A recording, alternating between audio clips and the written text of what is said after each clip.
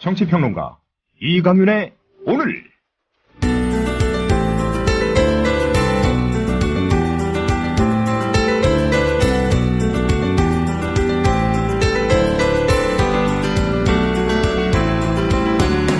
안녕하십니까, 이강윤입니다. 2월 26일 목요일 시작합니다. 답답한 소식 두 가지 전해드립니다. 정부가 인사혁신 추진위원회를 만든답니다. 현재 청와대 인사위원회와 인사수석실, 그리고 국무총실 산하의 인사혁신처 등 3개의 인사 관련 기구가 있습니다. 기구가 없어서 그간의 인사 난맥상이 빚어진 거라면 하나 아니라 10개라도 만들어야겠죠. 그런데 수첩 인사나 보훈 인사가 그대로인 한 인사 관련 위원회가 10개인들 뭐에 쓰겠습니까? 동전 환수율이 금융위기 이후 최고치를 경신했습니다. 동전 환수율은 지난 1985년 이후 계속 떨어지다가 경제가 안 좋을 때에만 조금씩 반등했었는데 서민들이 살림살이에 쪼들리자 저금통이나 서랍 속 동전을 꺼내 쓰는 것으로 추정됩니다. 동전까지 탈탈 털어 써야 하는 판국인데 그 많은 5만원권은 다 어디로 가고 동전들만 세상 밖으로 나오는 걸까요? 5만원권 회수율은 10%대에 불과합니다. 장롱이나 개인 금고 같은 곳에 꽁꽁 숨겨둔다는 얘기입니다. 잠시 후 시작합니다. 부장님, 대리운전은 뭐 부를까요? 아, 대리운전 블랙박스 주는 1800-6606 대리운전이 있지 않은가? 아, 20회 이용시 블랙박스를 주는 1800-6606 블랙박스 대리운전이요? 그럼 검색창에 블랙박스 대리운전을 검색해보게. 홈피에는 다양한 사은품들도 있다네. 저기 부장님, 블랙박스 대리운전에서는 국민TV에 후원도 한다면서요. 자네도 블랙박스도 주고 후원도 하는 1800-6606 이용하게. 역시 대리운전은 1800-6606.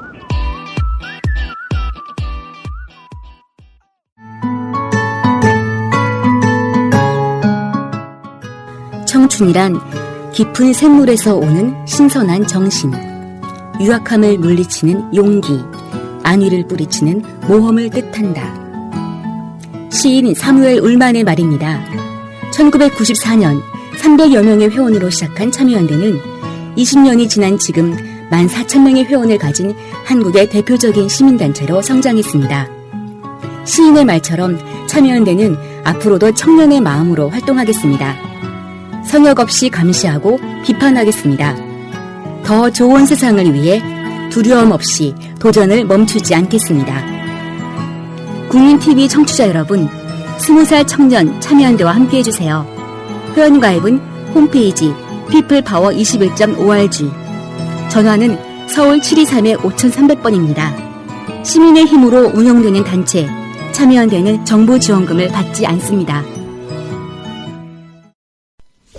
네, 5시 34분 막 들어왔습니다. 오늘은 순서를 조금 바꿔서 진짜 인터뷰를 가장 이 프로그램의 앞머리에 하겠습니다. 이미 뉴스를 통해서 다들 들으셨겠지만 헌법재판소가 오늘 간통죄에 대해서 위헌 결정을 내려서 62년 만에 간통죄가 형법에서 사라지게 됐습니다. 아직도 찬반 논란은 있고 시각에 따라서는 여러 견해가 당연히 있을 수 있습니다. 이 문제와 관련해서 민주사회를 위한 변호사 모임의 사법위원장 맡고 계시는 이재화 변호사님 연결해서 견해 들어보겠습니다. 변호사님 안녕하십니까? 예, 안녕하세요. 이재화입니다. 네. 오늘 헌재 결정 어떻게 평가하십니까? 시대의 변화에 맞는 당연한 결정이고 만시지탄이다 이렇게 생각하고 있습니다. 만시지탄이다. 네. 네. 이게 오늘 아마 오래전부터 네네. 사실상 이런 결정이 났어야 됐는데 네. 예. 오늘이 아마 5번째 지금 헌재의 심리였었죠, 이게? 이번 판결. 그럴 겁니다. 예. 네. 오늘 그 판결문에 보면, 물론 뭐 어제, 이전에도 이런 말들 많이 있었습니다만, 차재 변호사님으로부터 이런 개념이나 용어들에 대해서 좀 정확하게 정리를 한번 하고자 해서 여쭙겠습니다. 성적 자기 결정권, 그리고 행복 추구권, 이 두 단어가 오늘 판결문의 핵심처럼 들렸는데, 이 두 단어 어떤 개념인지요?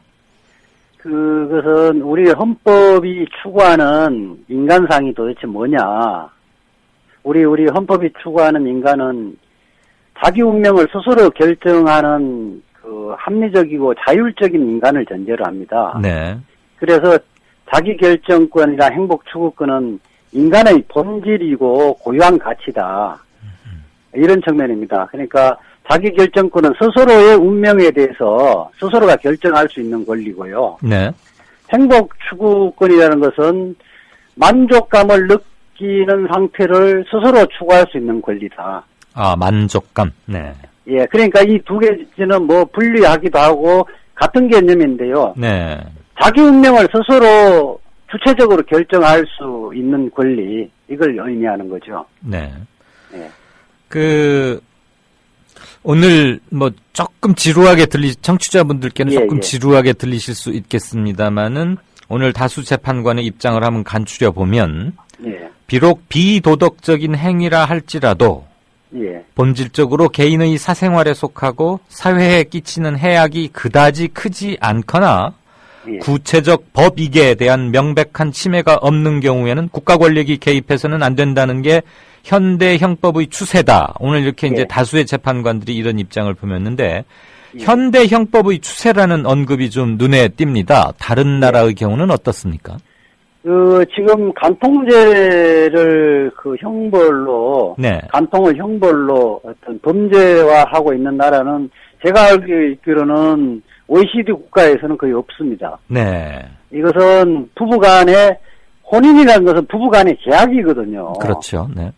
부부간의 민사적인 그 계약상의 의무, 정조 의무나 순결 의무를 국가 형벌권이, 국가가 개입하는 것은 이것은 시대에 맞지 않는 거죠. 예. 그래 대부분 나라는 그렇다고 부부간의 정조 의무, 순결 의무가 없어지는 것이 아니고요. 이것을 어겼을 때는 이혼 사유가 되고 또 위자료 청구나 손해배상 청구를 할 수 있게 되는 거죠. 예. 그런 의무까지 없애버리는 건 아니죠. 네네, 그렇죠. 민사상의 불이익이나 처벌은 하되, 예. 형사상의 처벌을 지금 폐지하는 것이죠. 이번 오늘 헌재의 결정. 이게 마치 이제 그런 거죠. 우리가 돈을 빌려줬는데 채무자가 안 갚는다. 네. 이 부분에 대해서 국가 형벌권을 발동하는 것은 좀 가혹하다고 보는 거잖아요. 예, 예. 지나치다고 보는 거죠. 예. 이거와 마찬가지라는 거죠. 네. 그러니까 돈을 빌려갔으면 돈을 갚게 하거나 그것이 상응되지 못했을 때는 그에 상응하는 어떤 다르한 조치를 통해서 보상을 하게 하는 것이지 예. 인신을 구속하거나 예. 형사적 책임을 묻는 것은 가혹한 거다와 같은 논리다 이렇게 이해하면 그렇죠. 되겠다라는 예, 거죠. 예. 네. 그리고 이거 지금 간통죄의 전제는 예. 남녀가 불평등하다는 걸 전제하고 있는 거거든요. 아하, 네. 그래서 여성 자체를 인격의 완전한 주체를 보지 못하고 국가가 보호해줘야 된다는 아하. 이런 정근대적인 봉건적인 사고가 이제 그 존재를 했던 거죠. 그런데 지금 현대의 여성이란 것은 남성과 똑같이 자기 결정권의 주체라는 측면이 있는 거거든요. 네네. 그래서 지금 여성의 변화된 그 사회적인 인식과 그다음에 주체의식 이것이 반영된 거라 봐야 되겠죠. 아, 변호사님, 방금 답변 말씀 중에서요. 예. 여성이 약자의 위치에 있기 때문에 국가가 여성을 보호하려는 그런 개념이 있었을 때 만들어진 형벌체계 그렇죠. 간통죄다 이런 말씀하셨는데 예. 기존 간통죄, 오늘부로 역사 속으로 사라지게 된 간통죄에 보면 그 간통 행위의 양 당사자, 즉 남녀 모두를 공히 처벌했던 거 아닙니까? 그렇다고 보면 여자만 보호한 것은 그게 여자만 보호한 것과 상관관계가 있는 건가요? 실질적으로는 이제 그동안 가부장적 문화 속에서 네. 남성에 대한 오히려 좀 처벌의 관점에서 이걸 제도를 두고 있었던 거죠. 남성 위주의 관점에서 예, 둔 그것을 처벌 그래서 조항이다. 여성들의 말하자면 여성들의 보호한다는 관점에서 네. 실질적으로 이 간통죄가 유지되어 있고 실질적으로 간통죄의 운영도 네. 오히려 이것을 이혼의 수단으로서 음흠. 간통 고소를 전제를 해야 되거든요. 네. 수단으로서 활용되지는 경향이 강했던 거죠. 아, 현실적으로 말이죠. 예. 아무튼 남성 위주, 남성 우위 문화가 그런 인식이 그대로 법 체계에도 반영된 그런 소산이었다. 이렇게 이해하면 그렇죠. 되겠습니까? 예. 알겠습니다. 간통죄 폐지가 또 일각에선 이런 우려도 하고 있습니다. 당연한 예상이긴 합니다만 불륜을 조장할 수 있다 이런 얘기도 있는데 예. 보완책 그런 얘기도 나오는데 사실 개인 간의 이 도덕적인 상황에 관한 것을 어떻게 보완을 제도적으로 한다는 건지 참 어렵긴 합니다만 이런 우려에 대한 견해는 어떠십니까? 이게 이 간통죄가 폐지됐다고 해서 도덕적 비난까지 없어지는 건 아니거든요. 그렇죠. 네. 그래서 우리가 이제 계약을 파기를 했을 때, 또는 약속을 이행하지 않았을 때, 그 약속을 이행하지 않은 데에 대한 도덕적 비난, 이런 거는 여전히 남아있는 거잖아요. 네. 그렇기 때문에 불륜을 조장할 가능성은, 그거는 기후에 지나지 않고요. 예. 기후에 지나지 않고, 또 사실은 또 보완책 특별하게 마련할 건 없다고 봅니다. 개인들 간의 행위인데, 예. 그렇죠. 그걸 국가나 법적으로 어떻게 보완을 한다는 것 자체가 사실 애매하긴 해 보입니다. 그리고 현재 이제 손해배상이라든지 위자료 부분이 이게 단지 부부간의 어떤 계약 문제뿐만 아니라 전반적으로 좀 그 금액이 너무 적게 산정되는 경향이 있는데 네. 손해배상이나 위자료 액수를 차제에 이제 법원에서 적정하게 좀 산정하면 될 것 같아요. 네. 또 소수이긴 하지만 이런 견해를 제기하는 분들도 있으시더군요. 예. 혼인 관계를 국가가 보호하겠다는 헌법상 의무를 국가가 포기하는 거 아니냐? 이런 말도 있습니다. 그분들은 우리 헌법에 대한 인간상에 대해서 잘못 이해하고 있습니다. 네. 우리 헌법은 합리적이고 자율적 인간을 전제로 하고 있습니다. 네. 그리고 또 헌법은 기본적으로 사람의 기본권을 보호하기 위해서 국가가 있는데 국가가 과도하게 해야만 되는 건 아니거든요. 예. 인간의 자율성을 무시하는 견해죠, 이런 거는. 네. 그럼 오늘 이제 이렇게 헌재에서 판결이 나면 바로 이 순간 아까 예. 오후 2시경 무렵 급으로 형법에서 간통죄는 폐지되는 거죠. 그렇죠. 효력을 없애는 거죠. 효력을 상실하는 거죠. 예. 그렇다면 이번 판결로 지금 간통 혐의로 재판 중인 사건은 어떻게 처리가 되는 겁니까? 당장 이제 공소권이 없어지기 때문에요. 네. 검사가 공소를 처리를 하든가, 그러니까 기소한 걸 처리를 하든가. 기소할 법적 근거가 없어져 버렸다 이거죠. 그렇죠. 이제 그걸 하지 않으면 공소기각 판결을 하죠. 그러니까 네. 죄가 안 되는 거니까요. 공소기각 판결하고. 네.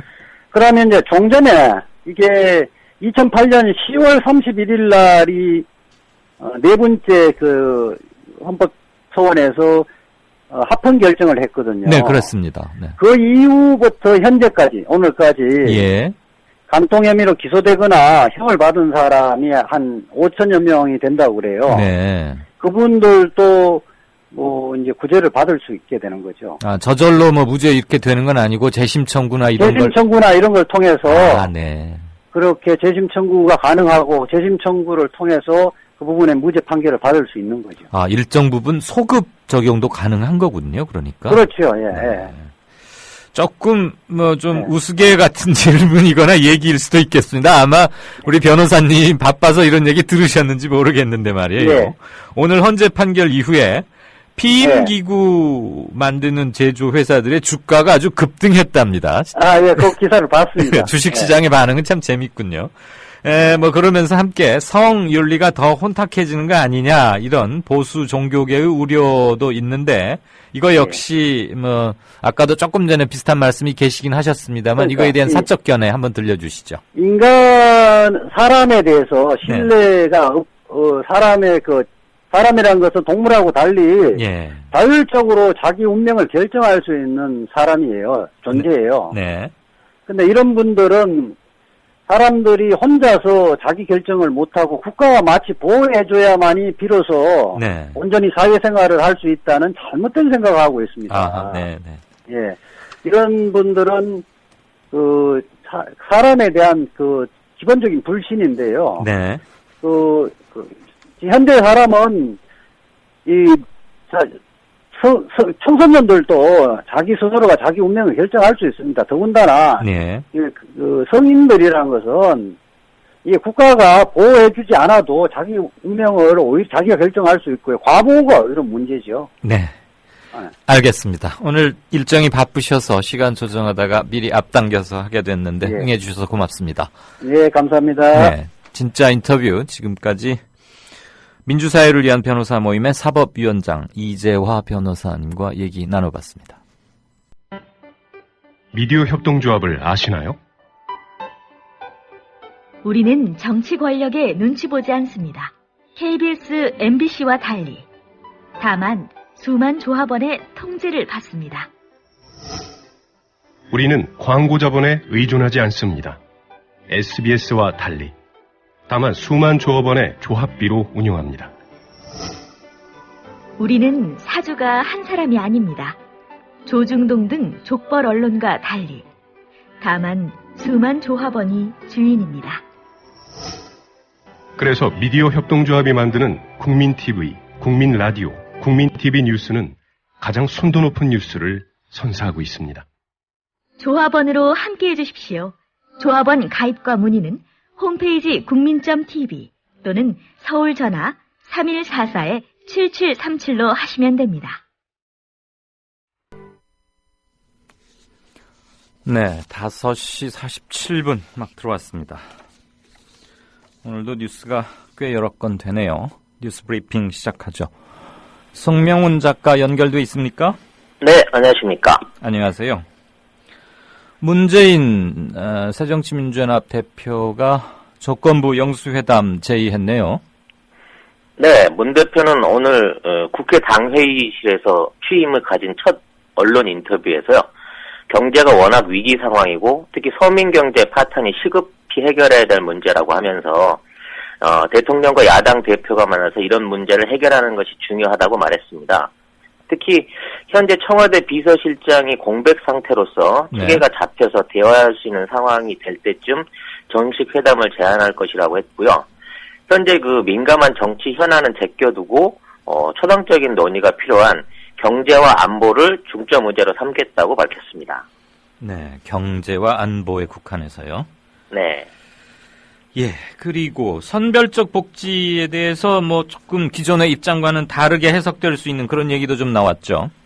네, 그렇습니다. 복지 분야 항목에 따라서 뭐 보편적으로 갈 복지가 있고 선별로 갈 복지가 있다는 점에 동의를 했고요. 네. 교육, 보육, 의료 같은 것은 보편적 복지로 가는 것이고 이보다 좀 더 가난한 그 서민들한테 집중돼야 될 복지는 선별적으로 갈 수 있다 이런 입장을 내놓았습니다. 그러니까 다만 선별적으로 좀 더 강화시키자 그런 얘기군요. 그렇죠. 이제 서민을 위한 강화할 선별 복지를 얘기한 것이었고요. 그 전체적으로 복지를 늘려갈지 축소를 해갈지 이런 큰 질문을 놓고서는 아직 시작한 걸음마 단계에서 복지를 후퇴시키자는 것은 너무 그 현실을 모르는 사고라고 비판했고 이런 부분에 대해서 앞으로 제한적인 검토를 해나갈 수 있다는 조금은 기존의 입장에서 물러난 태도를 보였습니다. 네, 어제 이인규 전 중수부장의 폭로로 관심의 핵으로 급부상했는데 이른바 노무현 전 대통령 일가가 받았다는 이른바 명품 시계 국정원이 네. 언론 조작했고 이 부분에 대해서는 어떤 반응이었습니까? 일단 아까 전제했던 거와 마찬가지로요. 여야 영수회담에 있어서 정치 현안은 일단은 제기하지 않기로 했던 부분이 있기 때문에 네. 그 부분에 대한 언급은 직접적으로 하진 않았고요. 그 부분에 대해서는 우윤근 그 원내대표가 여러 가지 방법을 통해서 정식 제소와 조치를 취하겠다고 따로 발표를 했었습니다. 제소를 하겠다 이 말입니까? 네, 법적인 그 조치에서부터 다양한 취할 수 있는 방법들을 다 동원해서 네. 지금 있는 사안들에 대해서 검증하겠다 이렇게 발표를 했었죠. 네, 아직까지는 조금 언론적인 입장 수준의 반응인 네, 것 그렇습니다. 같군요. 자, 다시 문재인 대표 얘기로 돌아가서 대북 관계 그리고 무엇보다도 4월 재보선 보궐선거죠, 이번 4월은. 네네. 거기에 대해서는 또 어떤 입장이나 언급이었습니까?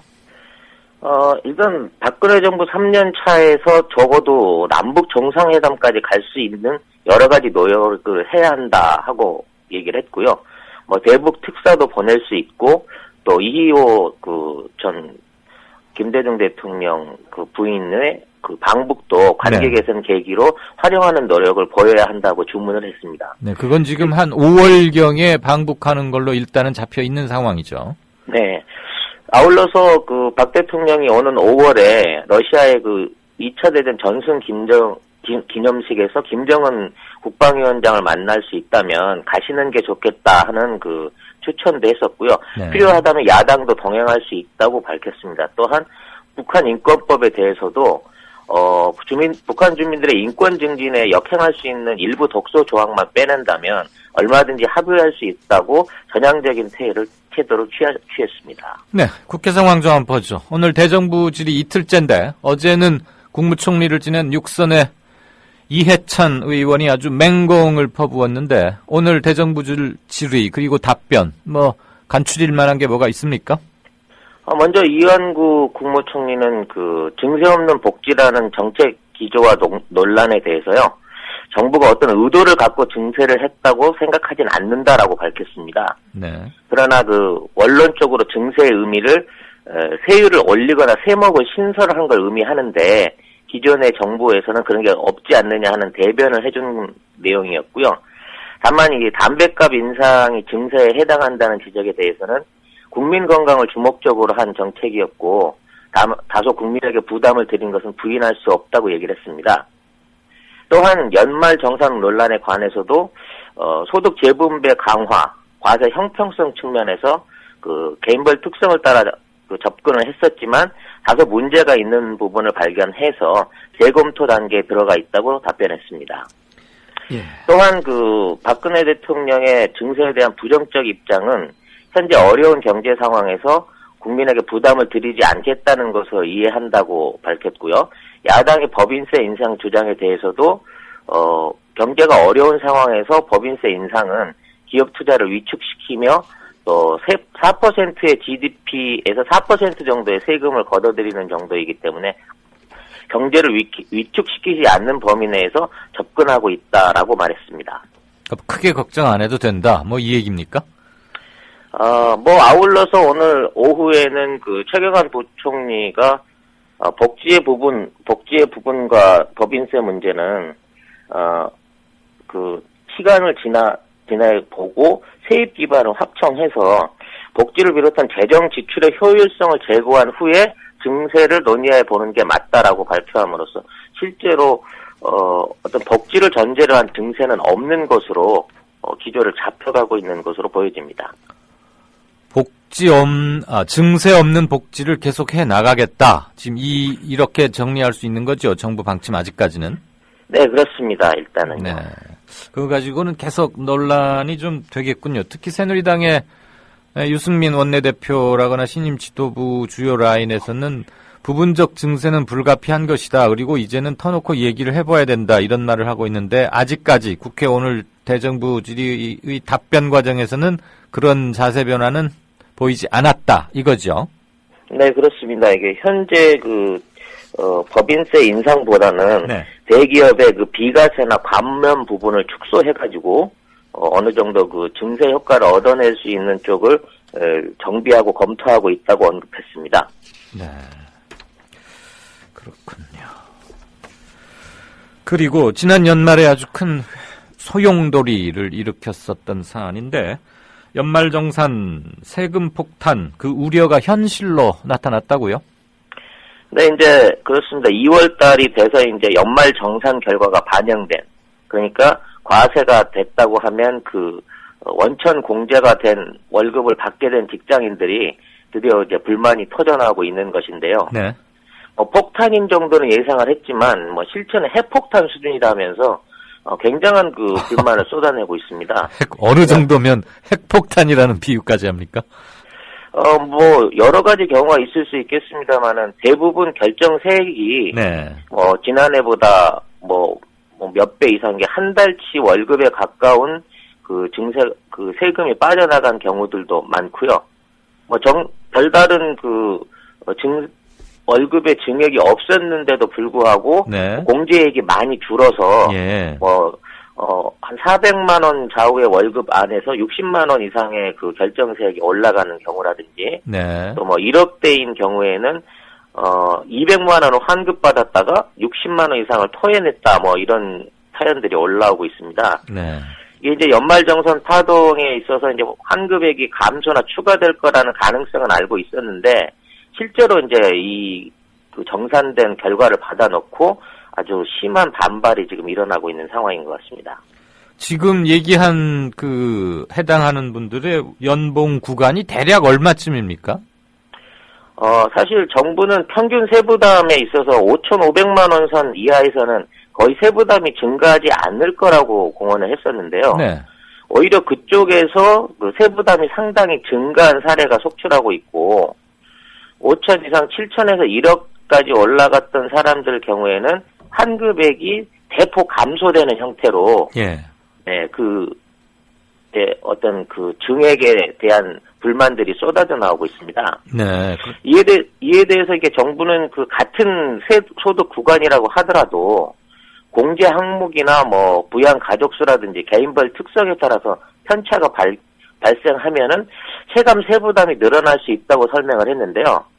오히려 그 독신 근로자들이나 그 공제액이 실제 발생할 수 없는 저소득 측에서도 세부담이 증가하는 예외적인 경우들이 많이 발견되고 있습니다. 연봉 5천에 미달하는 계층에서도 세금 부담이 많이 늘어났다. 지금 이 얘기지요? 네, 그렇습니다. 정부의 추계 또는 정부의 예측성 그동안 해왔던 말들과는 상당히 다르네요. 이에 대해서 그 납세자 연맹의 김성택 회장은 그 정부의 세수 추계 방법 자체가 너무 다양하고 잘못되어 있기 때문에 정부가 평균이라고 제시하는 기준에 맞는 사람들이 거의 없다고 지적을 했습니다. 네. 즉 근로자의 공제 항목과 케이스가 너무 다양하기 때문에 환급액이 적은 사람이 많고 또 이전보다 훨씬 더 많이 이런 환급을 받게 되는 사람들도 나타나고 있다고 하거든요. 예. 이에 관련해서 기획재정부 관계자는 현재 개별 케이스에 한해서 평가하기는 힘들다고 하면서 다음 달 10일 국세청이 그 원천 징수 의무자인 기업으로서 연말정산 결과를 취합한 이후에 전체적인 판도를 분석하겠다고 얘기를 했습니다. 알겠습니다. 앞서 진짜 인터뷰에서 간통죄 폐지에 대해서 긴 시간 얘기를 나눴습니다만 이 관련해서는 간통죄 폐지 이후에 어떤 변화가 예상되는지 이것들에 대해서 사람들은 어떻게 말하고 있는지 이 부분만 한번 잠깐 들어볼까요? 네, 이번 그 간통죄 위헌 판정이 내려지게 됨으로 인해서 그동안 간통죄를 통해서 처벌받은 사람 10만 명 가까이 된다고 하는데요. 네. 이 해당 조항의 그 마지막 합헌 구간, 그러니까 지난 2008년 10월 이후의 사건에만 네네. 이게 소급 적용이 된다고 합니다. 네. 그러니까 네. 헌재 선고 이후 이런 간통죄에 관련된 사람은 약 5,466명이고요. 네. 이 사람들 중에 22명이 구속 기소가 됐었는데 이 사람들이 전체적으로 이제 공소 자체가 취소가 되는 결과가 나타나게 되는 것이죠. 참 구속 기소가 됐었다고요? 이게 5,460명이 여기 이 법에 해당이 됐었고 네네네. 이들 중에 22명만이 구속 기소가 됐었는데 22명이 구속 기소가 됐었군요. 네네. 그 사람들 전체가 이제 공소 자체가 취소가 되는 것이고요. 네. 그 이전에 이 법으로 처벌을 받았거나 그 기소됐던 사람들은 그냥 그대로 그 법 자체에 적용되는 거에 대해서 재심 청구를 할 수 없게 되었습니다. 네. 그래서 이제 앞으로 간통죄가 없어지게 됨으로써 위자료 청구 등 이혼을 위한 네. 민사나 가사 소송이 더욱 활발해질 것으로 보이고요. 네. 이런 소송들을 통해서 손해배상을 물어서 위자료 산정에 영향을 줄 수 있게끔 앞으로 소송 형태가 바뀌어지게 될 것이라고 지금 예상이 되고 있습니다. 그렇군요.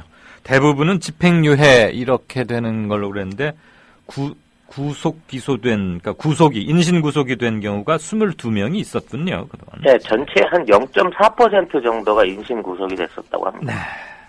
자, 주택담보대출, 이게 우리 가계부채의 큰 위험 요소이자 부동산 문제의 한 축이고 가처분 소득 압박하는 주요 원인이기도 하고 굉장히 많은 네. 다면적 요소를 갖고 있는 건데 2%대 주택담보대출 내놓겠다.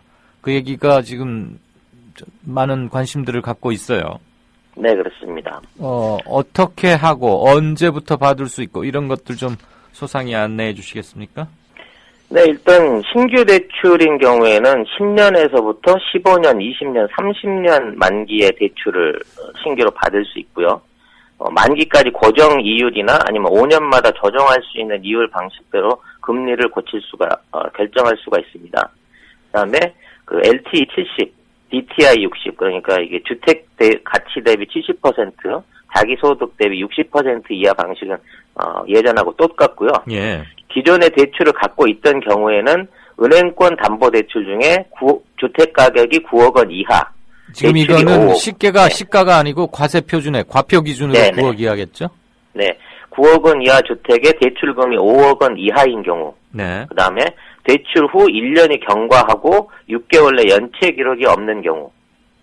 네, 이런 경우에 1순위 설정이 가능한 대출을 2%대로 전환할 수 있는 이런 조건으로 지금 대출이 나오고 있습니다. 그러니까 대출 갈아타기의 조건이 지금 방금 얘기한 그런 거란 말씀이죠? 네, 그렇습니다. 네.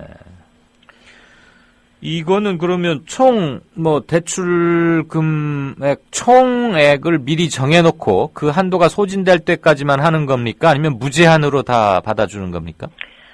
이게 20조 원까지만 현재 준비된 자금이 있는 곳으로 돼 있습니다. 20조 원이요? 네, 그러니까 2억 원으로 친다고 했을 때는 2만 명 정도가 혜택을 볼 수 있는 거고요. 네. 5억 원 정도로 한다 그러면 한 4천여 명밖에 받을 수 없는 게 되겠죠. 그렇습니까? 네. 생각보다. 네. 근데 이제 저는 이게 실제적으로 서민들한테 도움이 될 수 있을까에 대해서 이게 상당히 부정적으로 평가를 하고 있습니다. 네. 이 부분의 대출 조건들이 대부분 거치 기간이 없고 이게 원금 상환 조건으로 돼 있거든요. 원금 이자 동시 상환이란 말입니까? 네, 그렇습니다. 그래서 10년짜리 5억 원을 대출을 받게 되면 매월 이자 이외에 원금 상환을 500만 원씩 해야 된다는 얘기거든요. 네. 근데 이런 조건의 대출을 상환할 수 있는 여력이라고 하면 저 같은 대출을 안 받을 것 같거든요. 네. 그래서 서민들이 이 대출을 이용하는 경우는 예. 사실상 좀 어려운 경우가 아닌가. 이런 부분에 돼 있는 그런 지적을 좀 하고 싶고요. 네. 현실적으로 이런 2%대 갈아타기 대출을 하려고 하더라도 예. 6개월 내에 연체가 없고 1년 정도 경과한 시점에 대출이다 이런 정도의 규모라고 하면 거의 갈아탈 수 있는 기회의 경우도 없을 것 같다는 생각이 듭니다. 그래서 과연 이 안에서 혜택을 볼 수 있는 전체 주택 소유자들 중에 퍼센테이지는 2% 미만이 아닐까 하는 전문가들 지적도 나와 있네요. 네. 아까 현재 지금 마련된 재원이 총 20조라고 하셨죠? 네, 20조 원까지만 공급할 20조. 계획으로 되어 있습니다. 보통 한 가구당 만약에 2억이라고 치면은 10,000명이 아니고 10만 명이군요. 네네, 10만 명. 그런데 지금 이 경우는 가장 큰 특징이 고정금리인 거죠? 변동금리제가 아니고. 네, 현재 2%대 금리는 국내에서 발생할 수 있는 최저금리입니다. 네. 콜금리가 2%대이기 때문에요. 그렇죠. 그리고 미국에서 양적 완화를 처리함으로 인해서 대출 금리가 그 전 세계적으로 올라갈 수 있는 그 위기 상황이 예고되고 있기 때문에 네. 지금 있는 상황에서 갈아탈 수 있다고 하면 갈아타는 게 훨씬 좋은 조건이긴 합니다만은 네. 그 조건을 충족시키기에 일반 그 소비자들의 조건에는 좀 너무 세지 않는가 거치 기간이 없다는 면에서는 네, 그런 게 지적되는 것이죠. 향후 금리 상승 가능성에 대비하면 좋은 조건인데 여타 측면에서 보면은 조금 어려운 점도 있을 수 있다. 뭐 이런 얘기인 거죠. 네, 그렇습니다. 네, 지난 1, 2월 두 달간 올 2015년 첫 2개월간의 경기 지수 어떻게 나왔습니까? 이게 지역 경제 보고서가 올 1, 2월 중에 하는 16개 지역 본부에서 지역 기업들을 만나서 면담하고 설문을 조사를 해서 전국적인 경기 흐름을 파악하는 보고서로서 발표가 됐는데요. 네. 경기 회복세는 미약한 수준이었고 제조업에서 반도체 디스플레이 일부 이외에는 전체적으로 감소세를 보여줬고요. 지역별로도 수도권, 충남권, 강원권, 제주권의 소폭 증가 이외에 나머지 권들은 대부분 이제 감소나 제자리 걸음을 보인 것으로 나와 있습니다. 특히 1, 2월 달 같은 경우에 서비스업에서의 어떤 그 호황이 예상이 됐었는데 운수업, 관광업, 여가 서비스업 부분에서도 일부 그 소폭의 개선은 있었지만 다 보합권을 유지했고요. 소비의 회복세도 전체적으로 가계소득 증가의 미약, 연말정산 환급금 축소 등으로 소비가 늘어나는데 부정적인 영향을 미친 것으로 파악이 됐습니다. 네. 가장 중요한 경제 지표 중 하나인 수출에 있어서도 반도체와 조선의 호조 이외에는 주력 상품이던 자동차와 휴대폰의 부진이 전년 동기와 비슷한 수준으로 보여지고요. 네. 소비자 물가도 전년도 대비해서 한 0.2%포인트 축소된 0.8% 상승에 그친 것으로 지금 나와 있습니다. 그러면 앞으로의 경기 전망 어떻게 볼 수 있을까요? 하는 지역 협력 실장은 1, 2월 경기 회복세가 미약했지만 향후 국내 경기가 완만한 개선세를 보일 것으로 전망된다라고 전망을 했습니다만 그 근거를 정확하게 내놓지 못했고요. 그래요? 설비와 투자는 증가세를 유지할 것 같고 수출도 나아질 것 같고 하지만 소비 회복세는 미흡할 것 같다는 응답이 많았다라고 기업체의 입장을 그대로 전하는 선에서 특별한 자료는 내놓지 못하고 있었습니다. 그냥 자신 없는 소리 그냥 들은 얘기를 그대로 전달만 했군요. 네, 같다. 네, 잘 들었습니다. 지금까지 뉴스브리핑의 송명훈 작가였습니다. 고맙습니다. 네, 감사합니다. 자정 팟캐스트의 파라다이스가 열린다. 화요일 0시 기생충의 신비로운 세계로 안내합니다. 정준호, 정혜진의 기생충 펀팩트. 수요일 0시 고양이와 사람의 알콩달콩한 밀당. 한쌤의 야옹스럽게. 목요일 0시 군산의 모든 것 거칠고 시원하게 확 까드립니다. 화라 안돼. 금요일 0시 여성 기혼자들의 영원한 딜레마. 시월드 탈출 프로젝트. 김선, 김나문의 언더 더 씨. 토요일 0시 최욱의 정영진의 불금쇼. 매주 금요일 밤 12시 루저 갱생 프로젝트로 초대합니다. 0시 재미와 유익, 감동의 한 보따리. 잊지 마세요. 국민라디오 채널 고정입니다. 국민 라디오를 또 국민 TV를 읽는다? 미디어 협동조합 콘텐츠의 관문 국민TV 뉴스를 아시나요? 뉴스K 등 국민 TV의 모든 기사, 조간 브리핑 등 국민 라디오의 인기 콘텐츠, 주요 방송의 녹취와 뉴스메이커와의 대담, 주요 원고 대본이 여러분을 기다립니다. 국민 라디오와 국민 TV를 한눈에 만나세요. 뉴스.국민.tv. 모바일 접속은 m.news.국민.tv. 이강윤의 오늘. 이제는 정가 산책으로 함께합니다.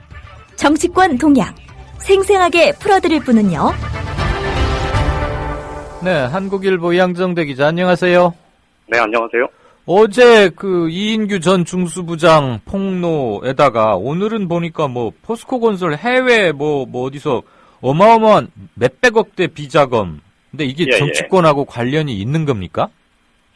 일단 어제 이인규 전 대검 총수부장, 이 노무현 전 대통령의 이 비리 의혹 사를 담당했던 당사자죠. 예. 이인규 전 총수부장이 이 당시 노무현 대통령에 대한 이 검찰 수사 과정에서 예. 국정원이 이 사실관계를 과장하고 부풀리고 예. 그래서 날조죠, 언론 날조 플레이를, 사실. 그렇죠. 언론 플레이를 했다 뭐 이제 이런 주장을 했었죠. 예. 그 주장이 나오고 야당에서 발끈했고 여당 내에서도 이게 말이 되느냐 뭐 이제 이런 얘기들이 나오면서 이게 정치권에서 좀 뜨거운 이슈로 이 제기되는 그런 과정에 있는 건데 네. 있는데 오늘은 이 세계일보 단독 보도인데요.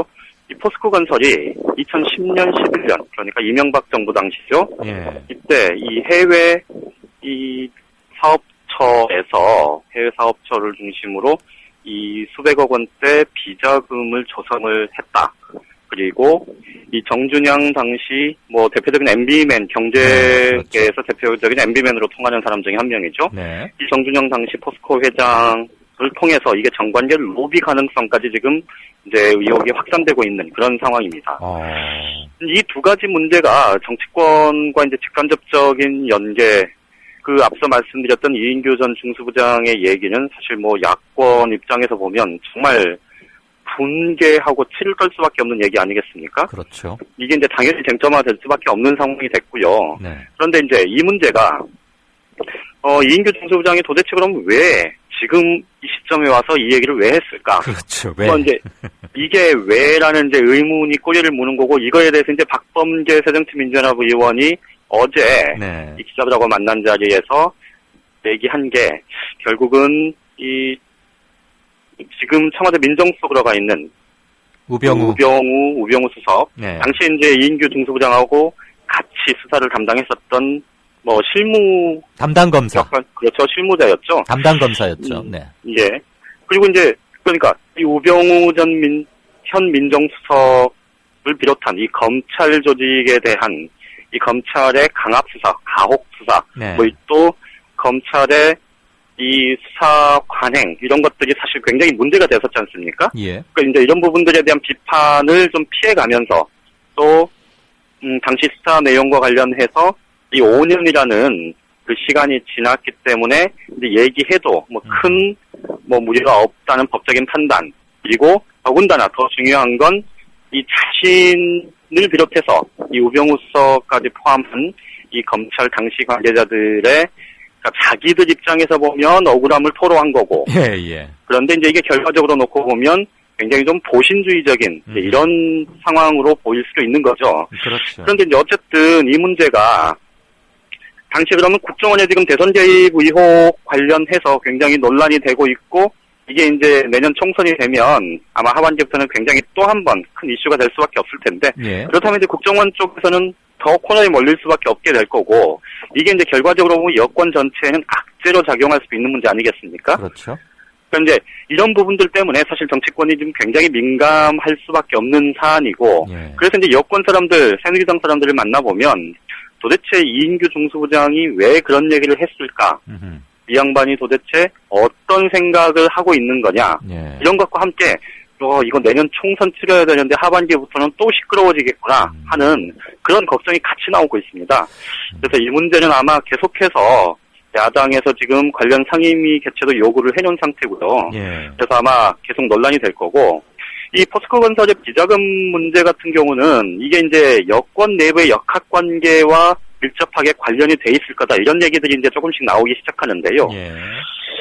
이게 이제 정준영 회장 같은 경우는 포스코 MB 때 이명박 정부에서 승승장구하다가 사실 이제 박근혜 정부 출범 이후에 사실 여권 내에서 친박계 핵심부에서 포스코 회장을 바꿔야 된다 이런 얘기들이 계속 나오다가 결국 버텼지 않습니까? 네네. 그러다가 이제 버티다가 결국 2013년 하반기에 이제 자진 사퇴 형식으로 물러났는데 이 과정에서 사실은 이 정관계 로비 의혹이 당시에도 포스코 정준영 회장이 있을 때도 조금 연임 로비 의혹이 제기가 됐었다가 이제 금방 수그러들었었는데 네. 이게 이제 검찰 수사가 본격화될 가능성이 높아졌고 그렇다 보면 이 이른바 친이계 쪽을 겨냥한 이 친박 진영 청와대의 검찰권 행사, 그러니까 검찰을 이용한 뭐랄까요, 그 정치적인 좀 그 조치 이런 것들이 가능한 하나의 수단이 될 가능성이 높습니다.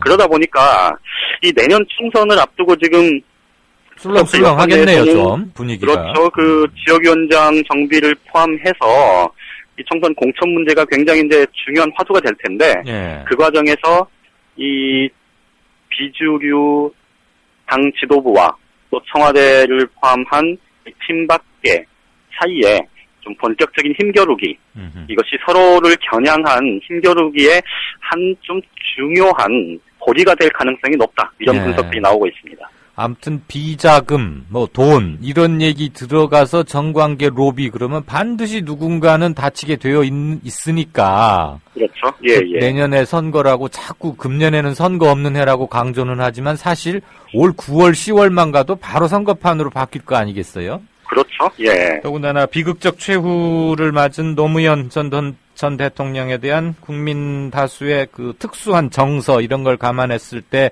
이인규 중수부장의 어제의 폭로도 그 파급력이나 불똥이 어디까지 튈지 지금 함부로 가늠하기 힘든 굉장히 큰 사안이고 어쨌거나 술렁술렁 하겠네요. 지금 그러니까 주변이 막 소란한데 누구 때문에 왜 소란하고 이게 어디까지 파장이 미칠지를 모르니까 서로들 옆만 쳐다보는 그런 장면이 아닐까 싶기도 하고 말이죠. 그렇죠. 그러니까 잘 지적을 하셨는데요. 그러니까 내심으로는 이게 이 파장, 이 불똥이 어디까지 어떻게 갈지를 가늠하지를 못해서 사실 지금 드러내놓고 자기 생각을 얘기하는 사람은 사실 많지가 않습니다. 그러니까 찾아가서 얘기를 들어보면 그런 부분들에 대한 염려 또 뭐 앞으로의 상황에 대한 예의주시 이런 것들은 보이는데 그렇다고 해서 지금 드러내놓고 이거를 얘기하고 그러는 분위기는 아닌 상황이죠. 이럴 때 정치인들 만나면 오히려 기자들한테 계속 묻죠. 그렇죠. 어떻게 될 것 같냐? 이렇게 물어보죠. 그 별거 아닌 줄 알았는데 국회에서 그 외교통일 뭐 위원회인가 상임위원회인가 그 외통위원장 그 뭐 나경원 의원하고 정두원 의원이 붙었는데 정 의원이 별로 인기가 없었나 봐요. 그렇죠. 표 차이가 굉장히 많이 났었죠. 오늘 긴급의원총회를 해서 이 유기준 해양수산부 장관 후보자가 이제 국회 외통위원장직을 내놓으면서 이 국회 외통위원장 여당 몫의 외통위원장이 비어 있었고요. 여기 이제 3선의 정두원 의원 이 대법원 확정 판결까지 가서 결국 무죄 받고 이제 이 3선 임기 그 국회의원 임기를 사실 뭐 절반 이상을 못해 왔고 이제 본격적으로 지금 시작을 하고 있는 상황이죠. 이 정도원 의원이 나섰었고 작년 730 재보궐선거를 통해서 국회에 다시 입성한 3선의 나경원 의원 이 두 사람이 이 외통위원장 자리를 놓고 이제 맞붙었는데 대개는 보면 뭐 사전에 좀 조정을 하는 게 관례였는데 뭐 언제부턴가 지금 새누리당에서는 이 당내 그 상임위원장 자리를 놓고 경선을 치르는 경우들이 굉장히 많아지고 있습니다.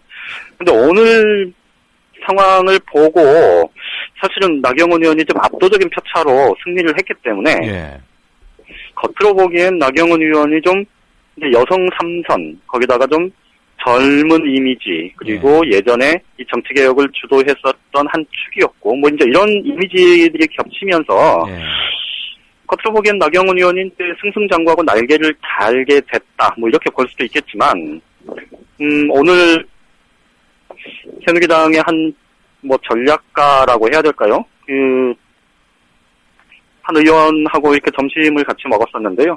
그 의원은 이게 나경원 의원이 결국 득을 보는 게 아니고 왜요? 정두원 의원이 득을 보는 거다.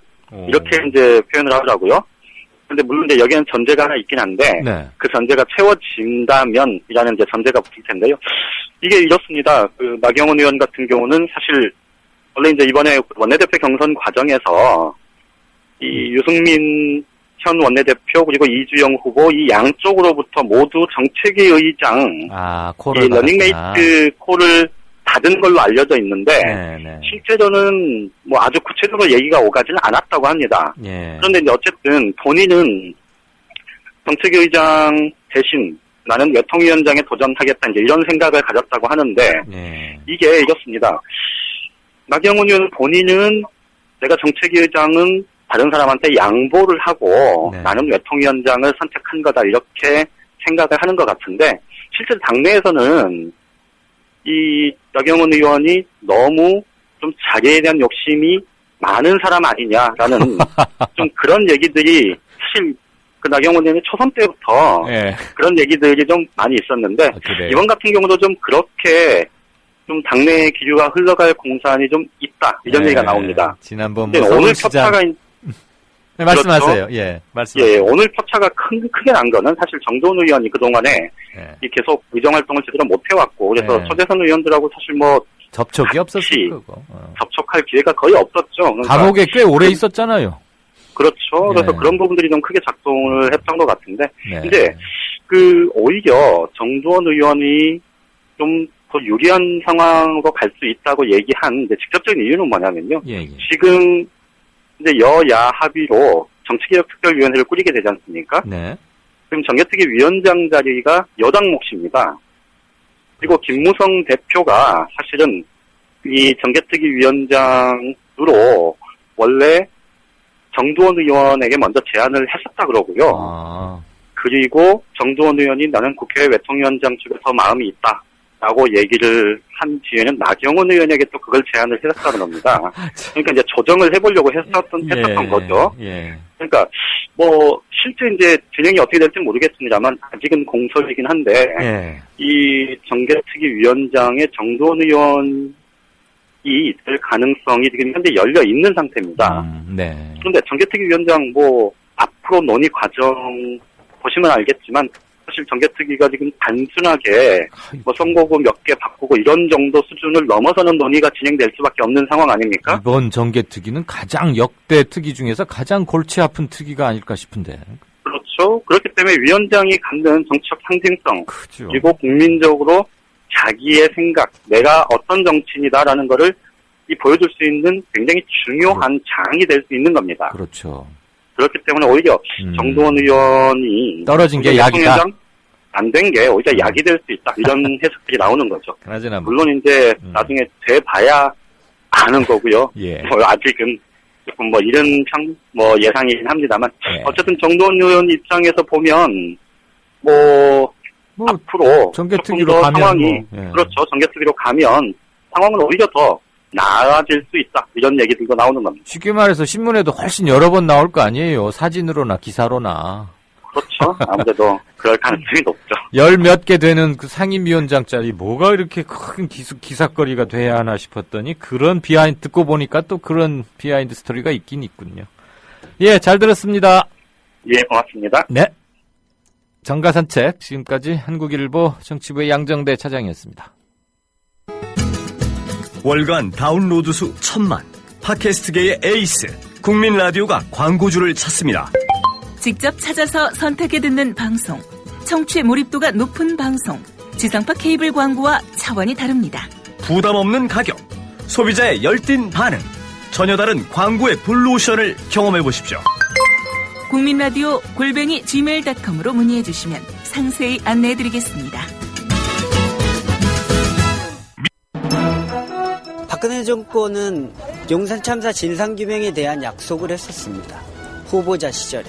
하지만 대못을 받고 살인진압 책임자였던 김석기를 공기업 사장에 낙하산 임명을 시킵니다. 삼성 반도체 공장이나 정부에서 그 자료를 또 안 내놓고 영업 비밀이란 이유로다가 화학약품, 전리방송 다 감추어 놓고서는 이 피해자 가족들한테 입증 책임을 지라는 건 말도 안 되기 때문에 분명히 그 안에 아이들이 살아있을 거라고 생각을 하고 있는데 그 귀중한 시간에 어떠한 시도도 하지 않고 진행도 하지 않았다는 게 우리로서는 너무나 가슴 아프고 정말 아마 평생 천추의 한이 될 것 같습니다.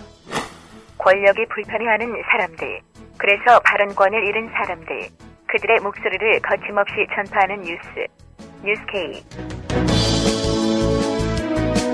장악당하지 않은 뉴스 K.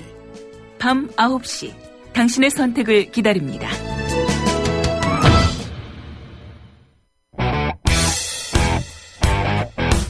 부활 최재민, 신하위 김민기, 두 드러머가 만드는 세상에서 가장 황홀한 쇼, DD쇼. 지금 오이랑 양파 계속 먹고 있거든요.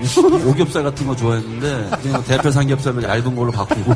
제가 이승환이라고 하는데 만나 뵙고 싶다고 그랬더니 하필 그날이 만우절이어가지고 4월 1일 할인은 세다 뭐 이런 분위기로 그래가지고 네. 직접 하시는군요. 네, 20년을 같이 팀을 했는데 그걸 모르시고. 김동완 씨는 외국인 팬들이 많아가지고. 저 친구는 신촌에서 일을 하고 있고요.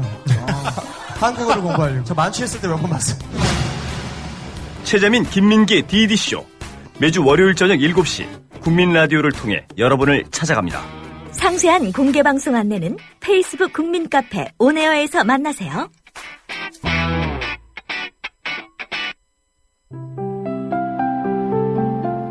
미디어 협동조합은 2014년 4월 TV 개국 전까지 조합비를 받지 않았습니다. 그래서 창립 이후 1년 1개월 동안 출자금으로 운영해왔습니다. 왜 받지 않았냐고 묻는 분들이 있었습니다. 조합비의 무게가 얼마나 큰지 알고 있기 때문입니다. TV 개국이 이루어졌고 이제 안착 단계에 접어들었습니다. 월 11,000원의 조합비 납입으로 더 큰 발전, 즉 성숙한 동력을 만들어주십시오. 주목받는 방송, 신뢰받는 언론으로 보답하겠습니다. 홈페이지 국민.tv, 서울전화 3144-7737 또는 이메일 mediacoup12@gmail.com으로 신청해주세요.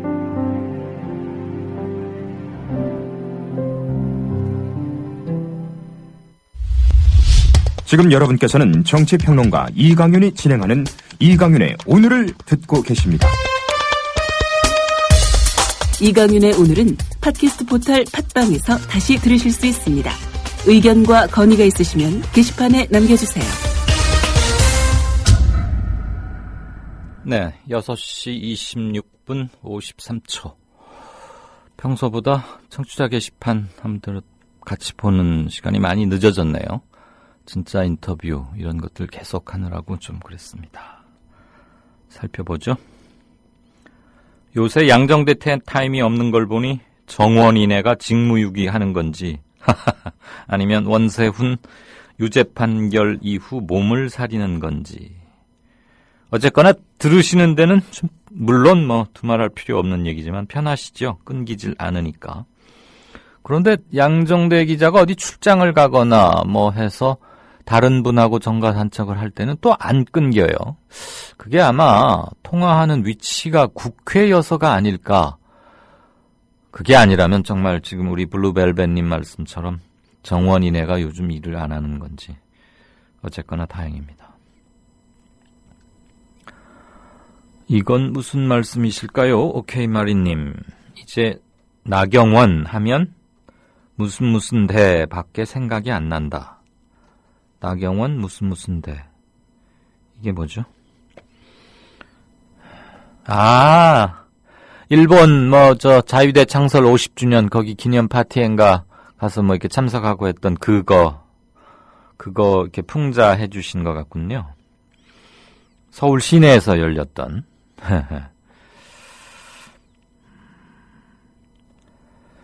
장애인 스페셜 올림픽 유치위원장 경력이 무슨 외교 통상 업무에 도움이 된다고 그런 것까지 한 줄 끼워 넣느냐. 예, 이런 것 맡은 적도 잠시 있었죠. 국정원 사건, 아마 어제 이인규 중수부장의 폭로를 말씀하시는 것 같습니다. 국정원 터트린 건 좋은데 한편으로는 자기 책임, 즉 검찰 책임을 국정원에게 전가시키려는 모습인 것 같기도 하다. 결론은 국정원이나 검찰이나 썩어 빠진 것은 매 한 가지로 보인다라는 오케이 마리님의 견해십니다. 네, 이 관련해서 조금 있다가 행간에서 한번 같이 생각해 보겠습니다. 더불어살자님 또 이런 견해 주셨네요. 전 중수부장의 이번 발언은 민주개혁 진영의 집권 가능성이 높아진 환경과 관계가 있다고 본다. 다만 결속하고 준비를 잘 한다는 가정이 전제되어야 한다.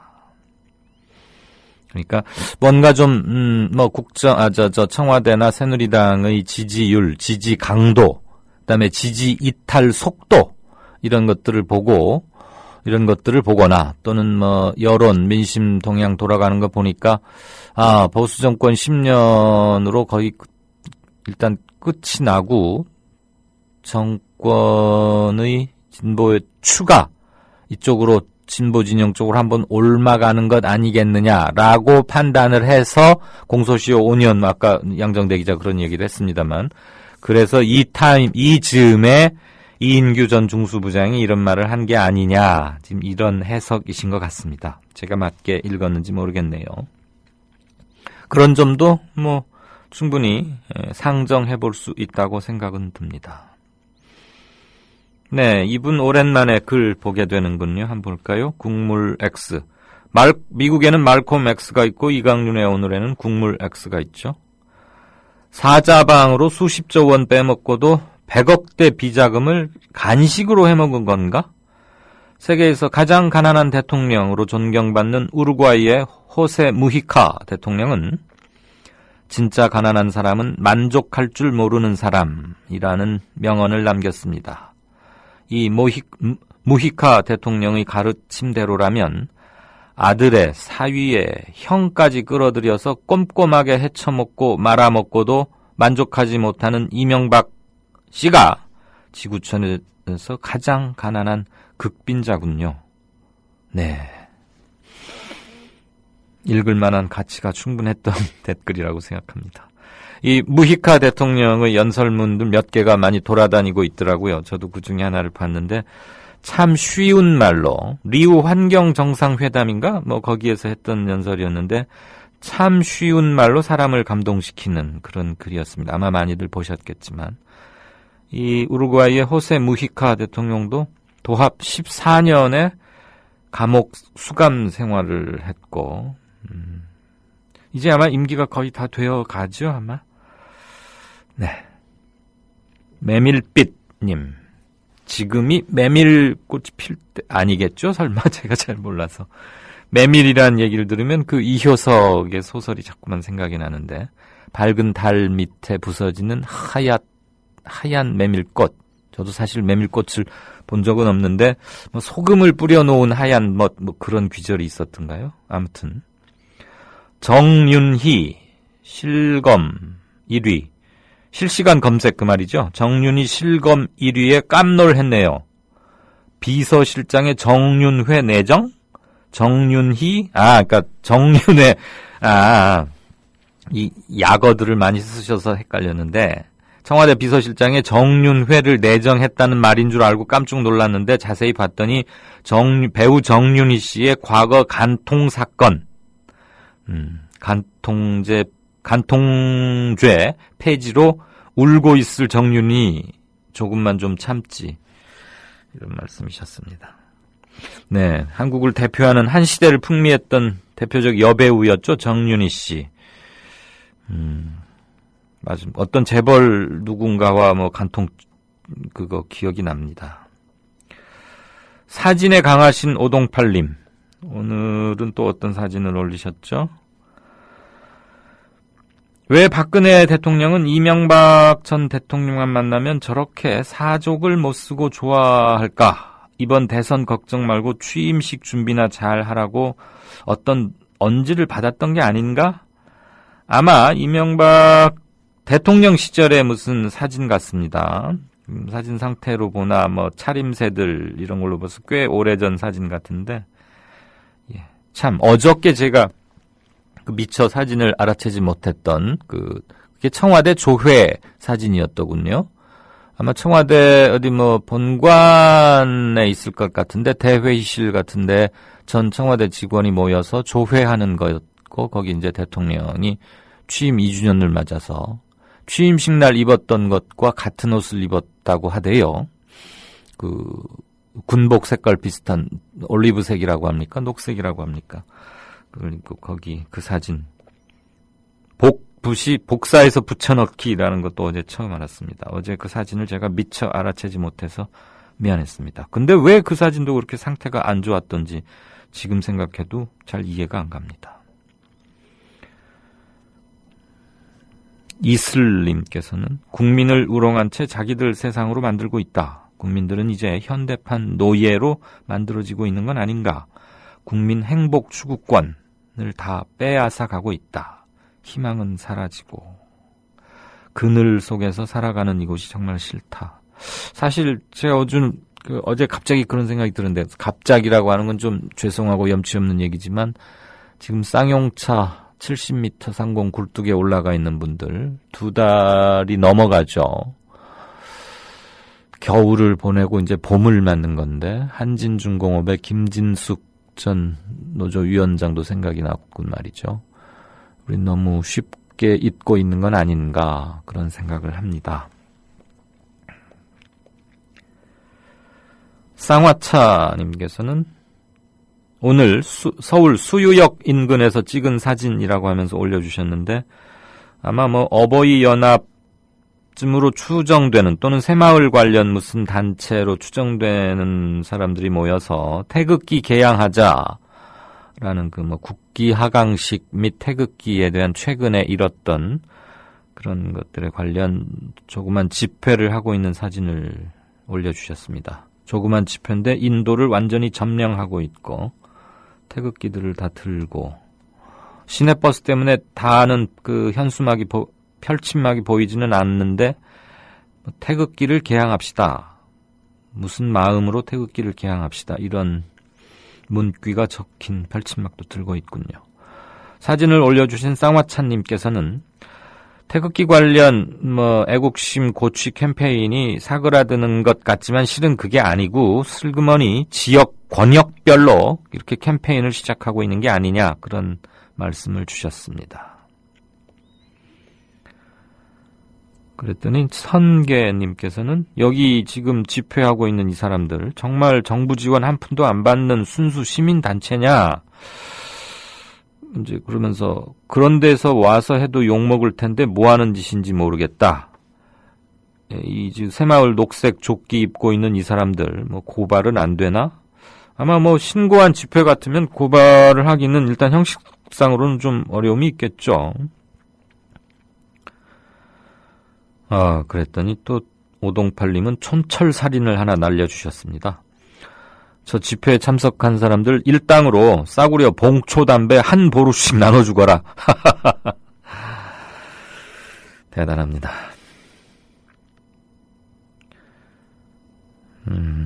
대단군께서는 또 최근의 쟁점을 아주 짤막한 몇 단어로 압축해 주셨습니다. 선별복지, 보편복지 자꾸 논란이 나오고 증세감세 얘기가 나오니까 선별 세금, 보편복지, 그리고 법인세 인상, 이렇게 집약해 주셨는데, 세금은 소득 구간별로 누진제 확실하게 좀 지키자, 이런 말씀인 것 같고요. 보편복지로 가자, 유지하자라는 거, 그다음에 법인세 올려야 하는 거 아니냐, 이런 말씀으로 이해하겠습니다. 간통죄 폐지에 대해서 굉장히 많은 견해들, 가벼운 그냥 농담성 말씀도 한두 개 보입니다만 여러 가지 사회의 삽화, 현주소 이런 것들을 유추할 수 있는 그런 말씀들도 많이 해주고들 계십니다. 다들 잘 읽었습니다. 행간 시작하겠습니다. 정치평론가 이강윤이 함께하는 국민라디오 이강윤의 오늘.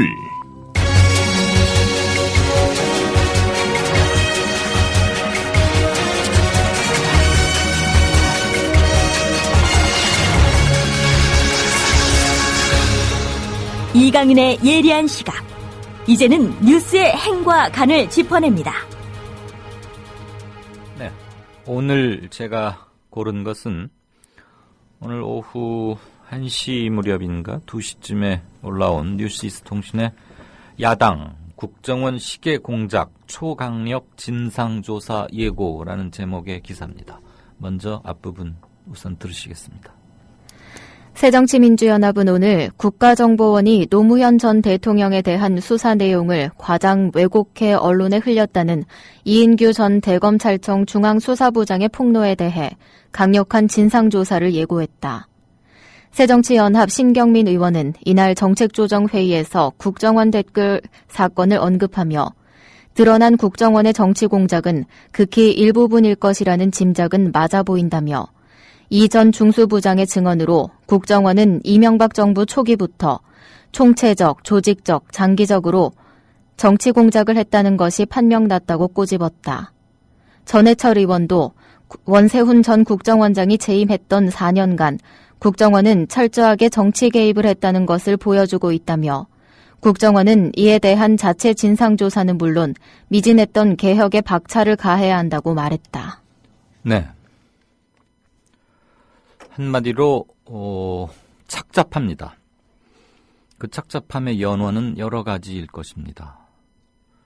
전직 대통령에 대한 예우 이런 것은 말할 계제도 아니었고 사실 너무 야비한 정치 탄압이었었죠. 그에 대해서 이루어졌던 수사라는 것도 마치 중계방송 하듯이 원래 피의사실 공표죄라고 정식 죄목이 있습니다. 그런데 잘 지켜지지 않지요. 비단 노무현 전 대통령에 대한 수사뿐만이 아니고 그전에도 중요한 사건 때마다 알 권리와 첨예하게 부딪히면서 부분 보도가 되긴 했었는데 당시 검찰들의 반응은 마치 브리핑 하듯이 또는 중계방송 하듯이 그렇게 경쟁적으로 몇몇 매체를 활용하다가 나중에는 그냥 전 매체들이 다 달라들어서 집단 폭력, 이지매 이런 양상까지 갔었습니다. 그랬는데 다 잊어가고 있는데 변호사 개업한 지 꽤 되는 이인규 전 중수부장이 조금 느닷없다고 느껴질 타이밍에 어느 한 신문과만 크게 얘기를 했죠. 국정원이 이렇게 장난을 쳐서 어쩔 수 없이 이렇게 됐던 거다. 우리가 한 게 아니다. 이게 요체입니다.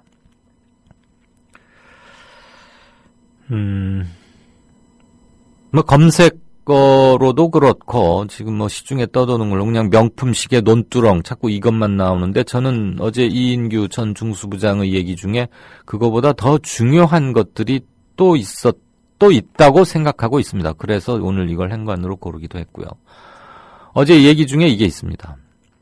국정원에서는 노무현 전 대통령에 대해서 불구속 기소 의견을 냈다. 검찰에. 이게 말이 됩니까? 검찰청법을 굳이 들먹이지 않아도 기소는 현재 우리나라에서는 검찰만 할 수 있습니다. 간첩사건 같은 대공사건에 대해서 수사권은 국정원이 갖고 있지만 기소는 검찰을 통해서 합니다. 그래서 초벌 수사 국정원에서 다 해가지고 검찰로 넘기죠. 그럼 검찰이 기소를 하고 공판을 유지하고 이렇게 재판에 임하는 건데 이게 노무현 대통령 수뢰 사건 당시 붙여진 이름이 그겁니다. 그게 무슨 대공용의점이 있는 겁니까? 거기에 왜 국정원이 관여를 했죠? 국정원이 언론 플레이한 것도 이렇게 비분관계하고 말이 안 되는 건데 더 문제는 국정원이 무슨 자격으로 좀 방송에 적합치 않은 용어입니다만 무슨 건덕지로 무슨 연관관계가 있어서 업무상 불구속 기소를 하는 게 어떻겠느냐는 의견을 검찰 측에 제시하냐는 겁니다. 검찰에다가 기소 의견, 불기소 의견, 구속 의견 이렇게 하는 것은 경찰이 합니다. 왜 우리 무슨 형사 사건으로 누구와 다툼이 생겼다거나 뭔가 아무튼 법을 어겨서 그럼 다 일단 경찰에 가서 수사를 받죠, 조사를. 그럼 경찰이 그걸 조사를 해서 이거는 입건할 만하다, 아니다. 그다음에 구속 사안이다, 아니다. 그것을 자기 의견이라고 달아서 검찰로 보냅니다. 그걸 검찰 송치라고 하죠. 그때 기소 의견, 구속 수사가 필요하다는 기소 의견으로 검찰에 보낸다. 또는 불구속 수사. 이런 걸 갈래를 정합니다. 물론 그대로 검찰이 따라 하는 건 아닙니다. 그리고 큰 사건의 경우에는 경찰은 검찰의 지휘를 받아서 수사를 하는 거 맞습니다. 어쨌거나 검찰에다가 기소 또는 불기소 의견을 낼 수 있는 것은 수사 일선 기관인데 노무현 수뢰 사건 당시 명칭 그것은 대공용의점과는 전혀 무관한 즉 국정원은 개입할래야 개입할 법적 근거가 하나도 없는데 왜 국정원이 불구속으로 노무현 전 대통령을 기소해서 재판을 이끌고 가는 게 좋겠다라는 말을 왜 했는지 이거에 대해서 그 경향신문 기자도 특별히 묻질 않았고요. 제가 만약에 그 이인규 전 중수부장하고 인터뷰를 했던 기자라면 그것도 좀 속속들이 물었을 것 같아요. 또는 물어놨는데 경향신문이 아직 안 쓰고 있는지는 모르지만 저는 그런 것 같지는 않습니다. 만약에 그 부분도 확실하게 취재를 했다면 오늘 2탄으로 또 썼겠죠. 어차피 지금 이건 경향신문 특종이니까. 그 점에서 도대체 국정원이 1차적으로 비판받고 사실 규명을 해야 할 책임이 있는 것은 물론이고 검찰 역시 그 책임이 가볍지 않다, 작지 않다라고 생각합니다. 그 사건 수사 관련해서 국정원과 검찰은 무슨 관계였었는지를 우선 밝혀야 할 겁니다. 다음. 언론 플레이라고 표현을 했는데 그건 엄밀히 말하면 사실관계 날조 후 피의 사실을 공표한 거죠. 피의 사실 공표만으로도 죄가 되는데 없던 말을 만들어서 언론에 흘린 겁니다.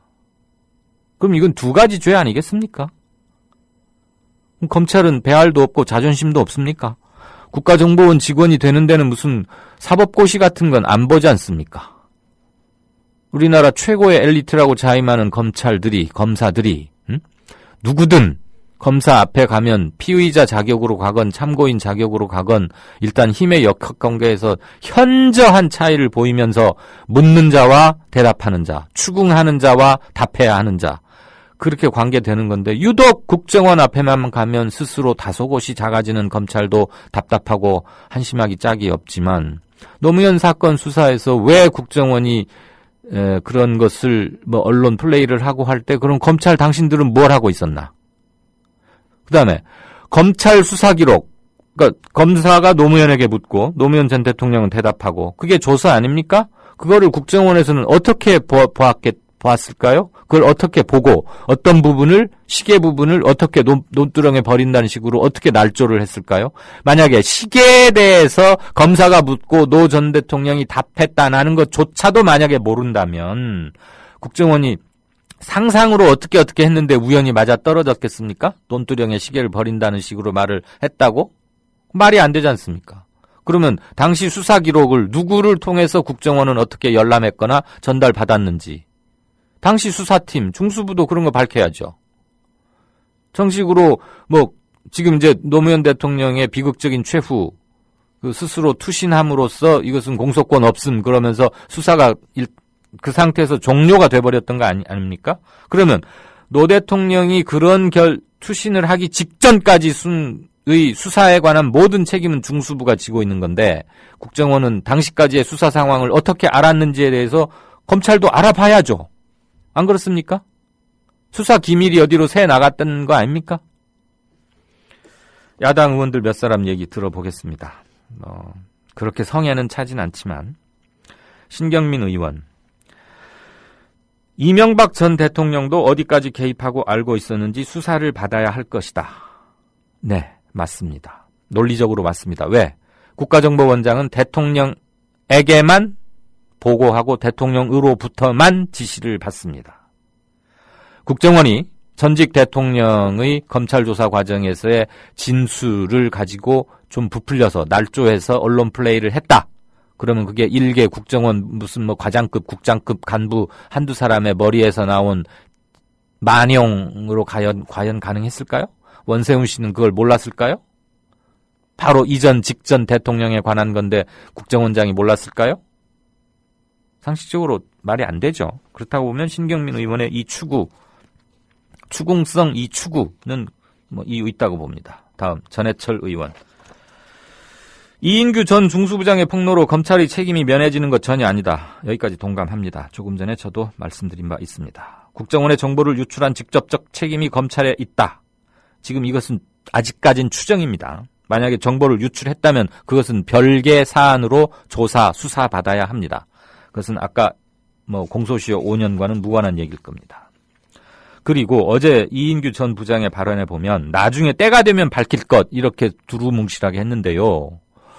뭐 중요한 정보라고 생각하니까 상황 봐가면서 내가 또 추가로 터뜨릴 것도 있다라고 자신의 존재 가치와 몸값을 올리는 얘기일 수도 있겠습니다만 나중에 무슨 때를 봐서 뭘 밝히겠다는 겁니까? 그래서 때를 봐서 상황이 불리하거나 아니라고 생각하면 입을 닫겠다는 겁니까? 저는 용기 있고 애국적인 폭로라기보다는 이것은 국민에 대한 얘기가 아니다. 한때 국록을 먹었던 더군다나 검찰 중수부장이라는 요직을 수행했던 사람으로서는 할 말은 아니다.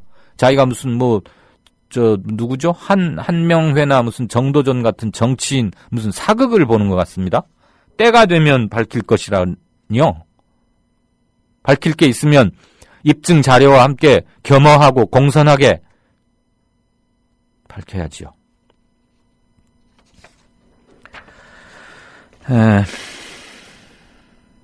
어쨌거나 이인규 전 중수부장의 발언을 통해서 우리가 유추할 수 있는 것은 논두렁의 시계를 버렸다더라 하는 이런 보도가 나가게 된 경위에 대해서 이미 검찰은 알고 있다는 거 아닙니까? 당시에 알았었다는 거 아닙니까? 그건 확인이 된 거죠. 맞지요? 그렇다면 검찰은 뒤늦게나마 자신들이 그런 보도가 나가게 된 전말을 이인규 전 중수부장, 현재는 변호사를 수행하고 있는 한 자연인, 개인의 입을 통해서가 아니라 검찰 조직을 통해서 공식적으로 밝히는 게 저는 옳다고 봅니다. 그게 국가기관이 해야 할 일입니다. 그리고 국정원이 시계 명품 논두렁 그 언론 플레이를 검찰에 처음에 제안을 했다가 검찰이 우리는 그렇게는 못한다라고 거절을 당하자 직접 이제 언론 플레이 공작에 나섰다는 거 아닙니까? 국정원이? 그러면 그 말 역시 뒤집어 보면 검찰도 바깥에 어디엔가가 당연히 국정원이겠죠. 또는 청와대나 수사 결과를 공유하거나 아무튼 보고를 하거나 그리고 누군가와 협의를 했다는 방증이기도 합니다. 왜? 국정원이 시계 이건 가지고 언론 플레이 해보자고 검찰에 제안했다가 거절당하니까 자기들이 직접 나섰다는 거 아닙니까? 그리고 불구속 기소로 전직 대통령을 이 이건으로 잘 수사를 해봤는데 안 나오니까 구속을 할 수는 없고 그 대신 끝까지 질질 끌고는 가야겠으니까 그게 전국을 요리해 나가는데 필요할지 모르니까 좋을 것 같으니까 불구속 기소 의견으로 불구속으로 기소하자라는 의견을 냈다. 이거 역시도 밝혀야 되죠. 그래서 이건 정리해서 말씀을 드리자면 이것은 단순한 피의사실 공표죄 정도가 아닌 그것을 훨씬 능가하는 범죄다. 국정원에 의한 범죄다. 적어도 이인규 전 중수부장의 말에만 따르자면. 둘째, 전 중수부장 개인이 인지하고 이를테면 양심상 털어놓고 갈 그런 문제는 절대 아니라고 봅니다. 다음, 국정원 셀프개혁? 택도 없는 말씀입니다. 천만의 말씀입니다. 이래서 강제개혁시켜야 합니다. 또 하나, 당시 검찰이 국정원의 사실조작 언론 플레이에 어떻게 대응했는지도 밝혀야 합니다. 양심적으로 이제야 공개한다는 식으로 마치 양심 인사인 양 폭로하는 것 옳지 않습니다. 지난 시절의 정치 비화 폭로로 끝나서는 안 된다는 얘기입니다. 뉴스 행간이었습니다. 2월 26일 이강윤의 오늘이 준비한 순서는 여기까지입니다. 오늘 모처럼 황사 뒤에 며칠 만에 하늘이 조금 푸르던데 가수 송창식 씨의 눈이 부시게 푸르른 날은 들으면